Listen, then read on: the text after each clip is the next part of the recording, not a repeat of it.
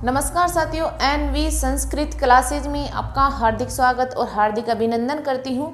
तो हमारी शिक्षण वीडियो की क्लासें यथावत चल रही है, तो मैं यही आशा कर रही हूँ कि आप कंटिन्यू क्लासें वॉच कर रहे हो, नोट्स बना रहे हो और अच्छे से याद कर रहे हो। और इसी आशा के साथ आप मेरे सपनों को साकार करना, अपने माता पिता के सपनों को भी साकार करना, साथ के साथ में याद करते रहना। मैं आपको बार बार यही बोलती रहती हूँ कि साथ में नोट्स बना लेना, साथ में याद भी करते जाना। अब कई बच्चों का कमेंट था कि मैम क्वेश्चंस भी करवाइए। ठीक है, हम क्वेश्चन भी करवाएंगे। जो मैं मोस्ट पॉइंट दी हूँ वो क्वेश्चन ही है ना। लेकिन अगर आपकी इच्छा है तो मैं अलग से शिक्षण वीडियो कंप्लीट करवाने के बाद 1 क्लास 2 क्लास जितनी भी क्लासें बनती है क्वेश्चन से संबंधित वो मैं आपको दे दूंगी। टेंशन फ्री रहिए आप। बस जो मैं दे रही हूँ, जितना कंटेंट मैं आपको दे रही हूँ, आपको उतना कंटेंट अच्छे से क्लियर कर लेना है। बस आपकी यही जिम्मेदारी है। क्वेश्चन की क्लास मैं दे दूंगी अपने आप, आपको चिंता करने की ज़रूरत नहीं है, क्योंकि आपसे ज़्यादा चिंता तो मैं करती हूँ। चिंता करने के लिए तो मैं हूँ, आप तो केवल पढ़ाई पर फोकस कीजिए। ठीक है, आज हम गद्य शिक्षण की विधियाँ देखेंगे। तो पहले हम गद्य के बारे में थोड़ा बहुत जान लेते हैं कि इसकी व्युत्पत्ति कैसे हुई है, परिभाषा क्या है, भेद कितने हैं, उद्देश्य क्या है, सबके बारे में हम विस्तार पूर्वक यहाँ देखेंगे। तो गद्य की व्युत्पत्ति गद धातु और यत प्रत्यय मिलकर गद्यम रूप बनता है। गद वक्तायाम वाची ही, गद वक्तायाम वाची। फिर है गद्य, यानी गद्य का प्रथम दर्शन कहाँ मिलता है, यानी सबसे पहले गद्य कहाँ देखने को मिला, गद्य का रूप है ना। तो गद्य का पहला दर्शन तैत्तिरीय संहिता यजुर्वेद में, गद्यात्मको यजु यानी तैत्तिरीय संहिता में आपके यजुर्वेद में सबसे पहले गद्य का वर्णन मिलता है। यजुर्वेद में, ऋग्वेद में नहीं मिला, ओनली यजुर्वेद में। ठीक है, गद्यात्मको यजु। फिर है इसकी विशेषता क्या है, ओज समास भूयस्त्वं एतद गद्यस्य जीवितम, ये इसकी विशेषता है, ओज समास। देखो यहाँ से क्वेश्चन बनते हैं यहाँ से। ये क्वेश्चन कई बार पूछा गया है। ओज समास भूयस्य, ये किसकी विशेषता है, गद्य की। महत्व क्या है, गद्यम कविनाम निक्षम वदंती, यानी गद्यम कविनाम निक्षम वदंती, ये इसकी महत्व है। परिभाषा है अपाद है पद संतानो गद्यम, अपाद है पद संतानो गद्यम। ये परिभाषा दंडी ने दी थी। किसने दी थी, दंडी ने। फिर है वृत्तोजितम काव्यम गद्य काव्यम, ये परिभाषा विश्वनाथ ने दी थी। और ये दोनों परिभाषा इंपॉर्टेंट है, क्योंकि जो मैं आपके लिए फैक्ट लेके आई हूँ वो यहाँ से क्वेश्चन कई बार घूम फिर के, देखो पिछले वर्षों में जो क्वेश्चंस पूछते हैं वही क्वेश्चंस कई बार घूम फिर के आ जाते हैं। इसीलिए मैं बोलती हूँ कि पुराने पेपर आपको ज़्यादा से ज़्यादा देखने चाहिए, क्योंकि हर एग्जाम में 40% पेपर तो पुराने पेपरों से आता है ना। तो आपको देखना है। परिभाषा अपाद है पद संतानो गद्यम, ये दंडी ने दी थी। व्रतोजितम काव्यम गद्य काव्यम विश्वनाथ ने दी थी। इसका उद्देश्य क्या होता है, अब हम उद्देश्य को भी देख लेते हैं। ग्रहणम अभिव्यक्तिश्च शब्द भंडार वर्धि, ग्रहणम अभिव्यक्ति, इसकी जो विशेष उद्देश्य है, ग्रहण और अभिव्यक्ति इसका प्रमुख उद्देश्य होता है। और शब्द भंडार वृद्धि, ये इसके उद्देश्य के अंतर्गत आते हैं। इसके भेद 2 होते हैं, कथा और आख्यायिका। अब कथा तो आपकी काल्पनिक होती है,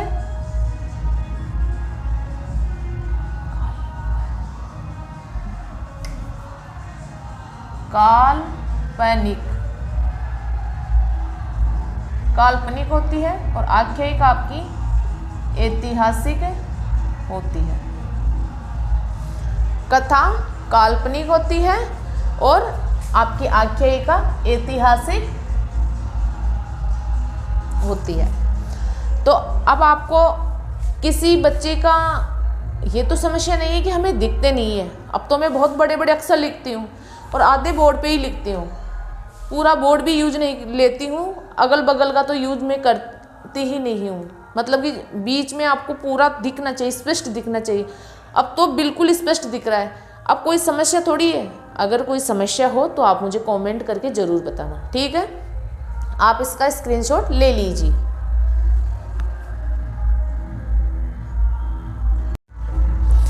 अब शिक्षण वीडियो की ट्रिक है। ट्रिक देखो, उद्दे स्पष्ट प्रश्नों की व्याख्या करो। उद्दे स्पष्ट प्रश्नों की व्याख्या करो, ये ट्रिक है। व्याकरण शिक्षण की दोनों ट्रिकें आपको याद आ रही होगी, प्राचीन विधियों की, नवीन विधियों की, नवीनतम विधियों की। आपको ट्रिक ज़बानी याद होनी चाहिए। ज़बानी याद होगी तब ही वो आपके काम की रहेगी, वरना फिर ट्रिक बन के ही रह जाएगी, ठीक है। तो उद यानी उद्बोधन विधि, प्र यानी प्रवचन विधि, स्पष्ट यानी स्पष्टीकरण विधि और प्रश्नों यानी प्रश्नोत्तर विधि।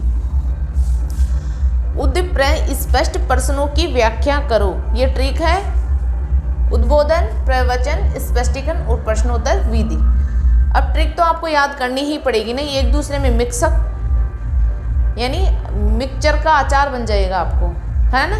तो मिक्सचर का अचार नहीं बनाना है, अपने को अलग अलग रखना है। अचार बनाना है लेकिन अलग अलग रखना है अचार को, है ना। तो अब देखो, उद्बोधन में प्रत्यक्ष विधि के माध्यम से कार्य किया जाता है।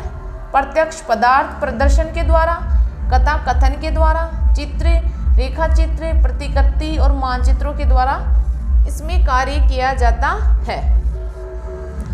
अब प्रवचन विधि के अंतर्गत अनुवाद विधि, टीका विधि, परिभाषा विधि और कोश विधि, ये सभी प्रवचन विधि के अंतर्गत आती है।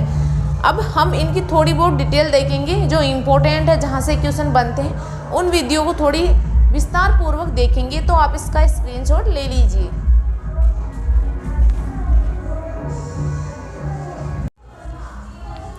अब देखो, उद्बोधन विधि या अर्थबोध विधि, है ना। उद्बोधन विधि, इसका दूसरा नाम है अर्थबोध विधि। ये प्राथमिक स्तर हेतु श्रेष्ठ विधि है। इसका जो प्रमुख उद्देश्य होता है वो होता है ज्ञानेंद्रियों को प्रेरित करना। हमारी 5 ज्ञानेंद्रियां और 5 कर्मेंद्रियां है, तो 5 ज्ञानेंद्रियों को प्रेरित करना इसका उद्देश्य है। इसकी जो उपविधियां हैं, अब देखो कि प्रत्यक्ष पदार्थ दिखाकर हम किसी चीज़ के बारे में बताते हैं। जैसे मैं आपको यहाँ हूँ तो मैं आपको प्रत्यक्ष क्या दिख रहा है, जैसे पेन प्रत्यक्ष दिख रहा है, ये ब्लैक बोर्ड, ये आपको जो बोर्ड है वो आपको प्रत्यक्ष दिख रहा है। अगर मैं आपको कोई बुक दिखाऊं तो ये बुक आपको प्रत्यक्ष दिख रही है, मैं प्रत्यक्ष आपको दिख रही हूँ। या फिर मैं आपको कोई चीज़ समझाना चाहूँ तो मैं फल दिखाकर, जैसे किसी फल के नाम बताऊं तो फल दिखाकर, या किसी बुक के बारे में बताऊं तो बुक दिखाकर, तो मैं चीज़ दिखाकर आपको समझा सकती हूँ। इसके अंतर्गत अभिनय प्रदर्शन करना। अगर हम कोई अभिनय करते हैं, जैसे हम गाकर करते हैं, हंसकर करते हैं, पढ़कर करते हैं, खेल कर करते हैं, तो ये अभिनय प्रदर्शन की श्रेणी में आता है। चित्र प्रदर्शन।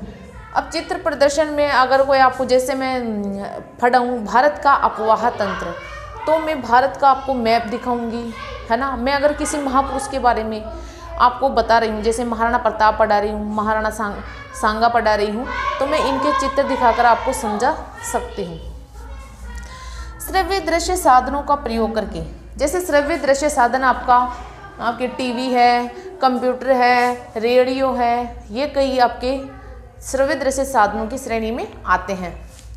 तो ये सभी जो उपविधियाँ हैं वो आपके उद्बोधन विधि की उपविधियाँ है। फिर है प्रवचन विधि या फिर कथन विधि। इस विधि में अध्यापक स्वयं ही अर्थ को बोलकर स्पष्ट करता है, यानी इसमें टीचर स्वयं ही जो कोई अर्थ समझाना होता है उस अर्थ को खुद ही बोलकर बच्चों को समझाता है। और इसकी जो उपविधियाँ हैं, अनु, कोश, टिप्पणी, यानी अनुवाद, कोश, टीका और परिभाषा। अब देखो, जो अनुवाद विधि है ये प्राथमिक स्तर हेतु उपयोगी होती है। शब्दकोश विधि ये उच्च स्तर हेतु उपयोगी होती है। टीका विधि ये प्राचीनतम विधि है और उच्च स्तर हेतु उपयोगी है। और परिभाषा विधि ये भी उच्च स्तर हेतु उपयोगी है। तो आप इसकी जो डिटेल है वो मैं बता रही हूँ। और जो श्रेष्ठ विधि है इसकी, है ना, तो ये श्रेष्ठ विधि है। जैसे व्याकरण की श्रेष्ठ विधि आगमन निगमन है, वैसे ही गद्य की श्रेष्ठ विधि उद्बोधन विधि श्रेष्ठ विधि है। ठीक है, तो आप इसका स्क्रीनशॉट ले लीजिए।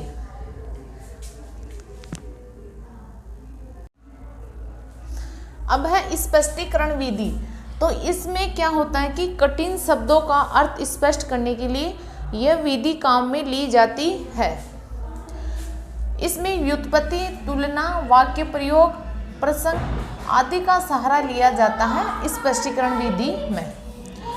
अब देखो, मैं आपको ट्रिक बताई थी, उद प्र स्पष्ट प्रश्नों की व्याख्या करो। तो व्याख्या विधि को भी आप ऐड करना। मेरे दिमाग से निकल गई वो, है ना, तो आप उसको ऐड कर लेना, व्याख्या विधि, वो व्याख्या विधि भी होती है। फिर है प्रश्नोत्तर विधि, संवाद विधि या सुकराती विधि। तीनों एक ही है। इसकी प्रवर्तक सुकरात है। फिर है व्याख्या विधि। तो व्याख्या विधि में आपको व्याकरण शिक्षण में भी बताई थी, है ना, तो डिटेल वहाँ से भी पढ़ सकते हो आप। और इसमें व्याख्या की जाती है, अर्थ की व्याख्या की जाती है। अब है मुख्य बिंदु। मुख्य बिंदु देखो, ये क्वेश्चन टाइप में है, ये क्वेश्चन ही है ना, एक प्रकार से। तो गद्य शिक्षण की कौन सी विधि करके सीखने के सिद्धांत पर आधारित है? तो उद्बोधन विधि। ये करके सीखने के सिद्धांत पर आधारित होती है। प्राथमिक स्तर हेतु गद्य की श्रेष्ठ विधि है तो उद्बोधन विधि। गद्य शिक्षण के विशिष्ट उद्देश्य है ज्ञान, अवबोध, ज्ञान उपयोग, अभिरुचि, अभिवर्ती और कौशल। ये विशिष्ट उद्देश्य के अंतर्गत आते हैं। अब मैं एक बात आपको समझाना चाहती हूँ, समझने वाले समझ जाएंगे, जो नहीं समझेंगे वो नहीं समझेंगे। ठीक है, मैं आपको ये नहीं बोलती आप क्लास को लाइक शेयर सब्सक्राइब मत करना। आपकी इच्छा हो तो कर देना, नहीं हो तो मत करना। लेकिन आप इतना सा काम जरूर कर लेना कि जो चीज़ें मैं आपको बता रही हूँ, इतनी चिल्ला के, इतनी मेहनत करके आपके लिए इतने नोट्स बना के ये मैं आपको क्लास दे रही हूँ, तो आप इसको अच्छे से याद कर लेना। याद करके अपनी जो रीड प्री है वो 60% अंक लाकर क्लियर कर लेना। बस इतना सा मैं आपको कहना चाहती हूँ। ये मत होने देना कि मैम हमारी तो रीड क्लियर ही नहीं हुई, ये मैं नहीं सुनना चाहती हूँ। ज़्यादा नहीं तो 60% तो आपके आने ही आने चाहिए और आपकी रीड प्री क्लियर हो जानी चाहिए। ठीक है। और गद्य की कौन सी विधि व्याकरण सम्मत है? तो स्पष्टीकरण विधि व्याकरण सम्मत होती है। तो आप देखो, क्लास को रेगुलर देखो, मतलब कि पूरी देखो। इसीलिए मैं छोटी क्लास देती हूँ।